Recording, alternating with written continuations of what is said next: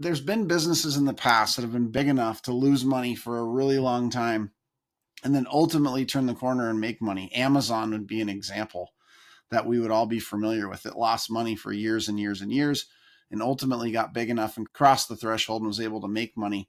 I just don't know if Opendoor or any of these iBuyers are going to be able to bridge the gap. It seems to me that their overall business model is matched well to certain markets only, certain real estate markets only. And of course, real estate is cyclical, meaning that sometimes it's up, sometimes it's down, sometimes it moves this way, sometimes it moves that way.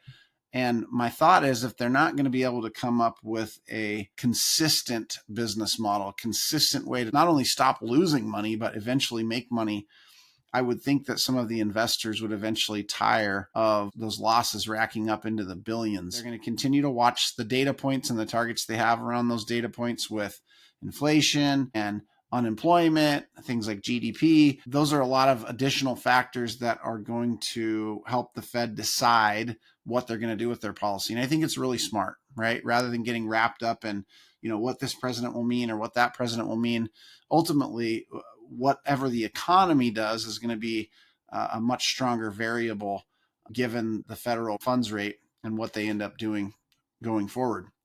Fed officials are scheduled to meet again in mid-December, and most traders expect another 25 basis point cut, but the perception that the Fed may leave rates at the current level is increasing. So I want you to hear that. They meet again in December. Most people are expecting them to cut it again, but that doesn't mean they will. And Jerome Powell just told us that. They're not on any kind of preset, determined pathway. They're going to continue to watch the numbers as they go along. And we will also continue to watch the numbers because it does impact our industry, our real estate industry, and it certainly does have somewhat of an impact on mortgage rates. If we have a really strong underlying economy, I think we can all agree that that's a good thing, but that might cause mortgage rates to fall at the rate some of us maybe wish they would in order to move real estate specifically. There's a lot of passionate opinions out there in the industry right now regarding the clear cooperation policy and whether that's the right move for both the brokers and real estate agents that are participating in these MLSs and certainly the consumer.